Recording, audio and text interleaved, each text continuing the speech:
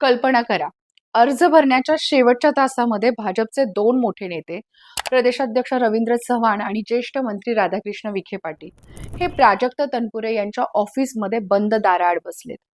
फोनवरती मुख्यमंत्री देवेंद्र फडणवीस हे थेट केरळातून बोलतात आणि त्या एका कॉल नंतर प्राजक्त तनपुरे ज्यांच्याकडे उमेदवारी अर्ज तयार होता, जे जयंत पाटलांचे भाचे आहेत, जे माजी मंत्रीही आहेत, त्यांनी थेट या पोटनिवडणुकीमधून माघार घेतली. राहुरीची पोटनिवडणूक आता फक्त नावापुरती झालीये की काय? तनपुरेंनी काय साध्य केलं? भाजप प्रवेशाचा रस्ता स्वीकारला की विकासाचं आश्वासन घेतलं? आज या व्हिडिओत घेणार आहोत सविस्तर आढावा आणि निपक्ष विश्लेषण करणार आहोत. व्हिडिओ पूर्ण नक्की बघा, कारण शेवटी एक निपक्ष निष्कर्ष आहे जो तुम्हाला नक्कीच आश्चर्यचकित करेल.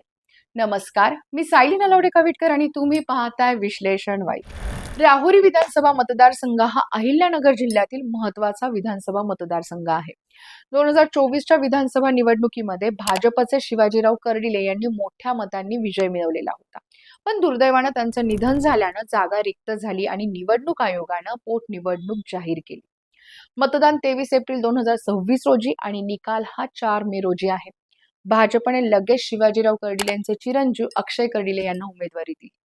अक्षय हे राजकारणामध्ये नौके आहेत, पण कर्डिले कुटुंबाची 35 वर्षाची लोकप्रियता आणि भाजपची सत्ता यामुळे त्यांचा विजय जवळपास निश्चित मानला जातोय.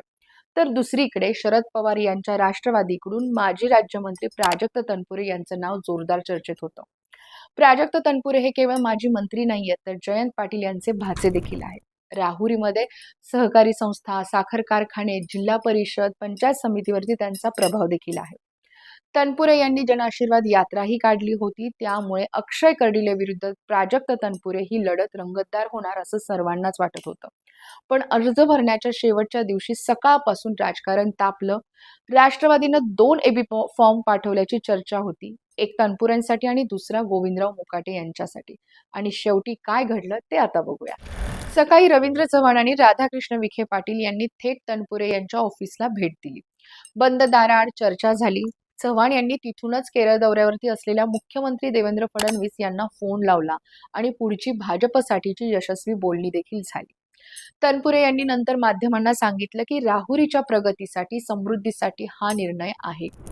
वर्षानुवर्ष प्रलंबित प्रश्न असलेल्या केके रेंज जवळील 7,000 एकर जमिनीचं अधिग्रहण रद्द करणं, NCDC साखर कारखान्याचा प्रश्न, नगरपालिका निधी, तरुणांसाठीचे रोजगार प्रकल्प याबाबत मुख्यमंत्र्यांनी सकारात्मक आश्वासन दिलं आहे आणि त्यामुळेच मी कार्यकर्त्यांशी चर्चा करून माघार घेतली आहे. त्यांचा उमेदवारी अर्ज तयार होता, पण फडणवीस यांच्या शब्दानंतर त्यांनी तो भरला नाही. दुसरीकडे शरद पवार गटाने शेवटच्या अर्ध्या तासामध्ये गोविंदराव मुकाटे यांना उमेदवारी दिली, म्हणजे आता लढत अक्षय कर्डिले विरुद्ध गोविंदराव मुकाटे अशी होणार आहे. पण आता प्रश्न आहे की या निर्णयामुळे तनपुरे यांच्या भाजप प्रवेशाची वाट अधिक प्रशस्त झाली आहे का? तर या प्रश्नाचं उत्तर स्पष्ट नाही आहे अजून तरी. तनपुरे यांनी स्पष्ट सांगितले की भाजपात जायचं असतं तर मी आधीच गेलो असतो. शरद पवार आणि जयंत पाटील यांनी मला पूर्ण स्वातंत्र्य दिलं होतं की स्थानिक राजकीय समीकरण पाहून निर्णय घ्या. म्हणजे भाजप प्रवेश नाही, पण विकासासाठी सहकार्य मात्र होईल. काही जाणकार म्हणतात की तनपुरे आता अक्षय कर्डिले यांच्या प्रचारातही उतरू शकतात. कट्टर प्रतिस्पर्धक असूनही कर्डिलेंच्या प्रचारात तनपुरे हा राजकारणाचा खेळ आहे. पण प्रत्यक्षात भाजप प्रवेशाची घोषणा अद्याप नाहीये, त्यामुळे फक्त विकासासाठी हात मिळवणी एवढंच. आता प्रश्न पडतोय की तनपुरे यांच्या माघारीनंतर राहुरीची पोटनिवडणूक ही नावापुरती झालीये का? तर याचं उत्तर होय असं देता नक्कीच येऊ शकेल. प्राजक्त तनपुरे यांच्यामुळे भाजपला चांगली टक्कर मिळाली असती. ते बाहेर पडल्यामुळे अक्षय कर्डिले यांचा रस्ता सुकर नक्की झाला आहे.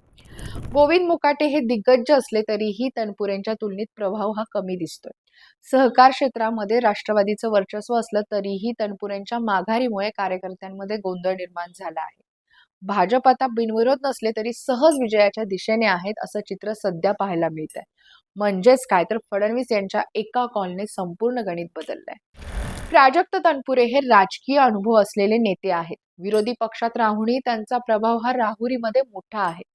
म्हणूनच त्यांचं भविष्य 2 मार्गाने जात आहे. पहिलं म्हणजे भाजपकडे झुकणं, विकास कामांसाठी सतत सहकार्य करत भविष्यात एखाद्या मोठ्या पदासाठी नियोजन करणं.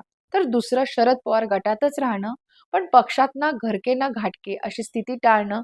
जर तनपुरे आता विकास कामं आणू शकले तर मतदार त्यांना राहुरीचा खरा काळजीभाऊ म्हणतील. पण पक्षात राहूनही भाजपशी समीकरण केल्यानं भविष्यामध्ये 2029च्या निवडणुकीत त्यांना पुन्हा ताकद मिळू शकते का, यावरती मतमतांतर आहे. सध्या विरोधी पक्षामध्ये राहणं तनपुरेंना जड जातंय असं दिसतंय. महाविकास आघाडीमध्ये ते माजी मंत्री होते, पण आता सत्ता गेल्यानंतर विरोधक म्हणून काम करणं अवघड होतं. मोठ्या संस्थांचा गाडा हाकणं सत्तेशिवाय जिकिरीचं होतं. राहुरीसारख्या भाजप प्रभावित भागामध्ये विकासासाठी सत्ताधारींकडून कामं करून घेणं सोपं आहे. विरोधात राहून फक्त आंदोलन करता येतात, पण कामं होत नाहीत. तनपुरेंनी हेच ओळखलं असावं, म्हणूनच विरोधात राहत विकासासाठी हात मिळवणी ही नवी रणनीती त्यांनी आखलेली दिसतेय. आता माघार घेऊन तनपुरेंच्या पदरात काय पडलं, तर पहिलं म्हणजे राहुरीतील 7,000 एकर जमिनीचं अधिग्रहण हे रद्द होण्याची शक्यता आहे. दुसरं म्हणजे NCDC कडून साखर कारखान्याला मदत मिळवणं, नगरपालिका निधी, तरुणांसाठी प्रकल्प याबाबत मुख्यमंत्र्यांचं आश्वासन आहे. तिसरं म्हणजे भाजपशी सूड न घेता संबंध प्रस्थापित करणं. चौथं म्हणजे स्वतःचा राहुरीचा काळजीभाऊ अशी इमेज मजबूत करणं. म्हणजे जिंकण्याची शक्यता असतानाही विकासाचा मोबदला घेतला. राजकारणात हे स्मार्ट डील मानलं जातंय. जयंत पाटलांचे भाचे असूनही पक्षाकडून लढण्यास नकार दिल्यानं याचा अर्थ काय काढायचा, हा मुद्दा सर्वात महत्वाचा आहे. जयंत पाटील यांचे भाचे प्राजक्त तनपुरे यांनी पक्षाच्या उमेदवारीला नकार दिला, याचा अर्थ पक्षीय शिस्तीपेक्षा स्थानिक विकास आणि व्यक्तिगत समीकरण महत्वाचं आहे. शरद पवार आणि जयंत पाटील यांनी स्वातंत्र्य दिलं होतं, त्याचा फायदा घेतला, पण यामुळे पक्षामध्ये असंतोष निर्माण झालाय का? कार्यकर्ते हे संभ्रमात पडले आहेत. अर्थ असा की राष्ट्रवादी शरद पवार गट आता केवळ विरोध न करता व्यावहारिक राजकारण करत आहे. जयंत पाटील यांच्याही राजकीय वारसदाराला पक्षापेक्षा राहुरी महत्वाची वाटली. पुढे काय, तर 23 एप्रिलला मतदान असेल, पण रंगत कमी दिसेल. तनपुरे आता विकास कामांसाठी भाजपशी समन्वय साधतील. गोविंद मोकाटे यांचा प्रचार हा शरद पवार पक्ष करेल, पण तनपुरेंच्या समर्थकांचा रोल हा महत्वाचा असेल. 2029 पर्यंत तनपुरे भाजपकडे जाण्याची शक्यता वाढली आहे, किंवा स्वतंत्र शक्ती म्हणून ते उभे राहतील. मंडळी, निपक्षपणे बघितलं तर प्राजक्त तनपुरे यांनी विजय सोडून विकासाला महत्त्व दिलं.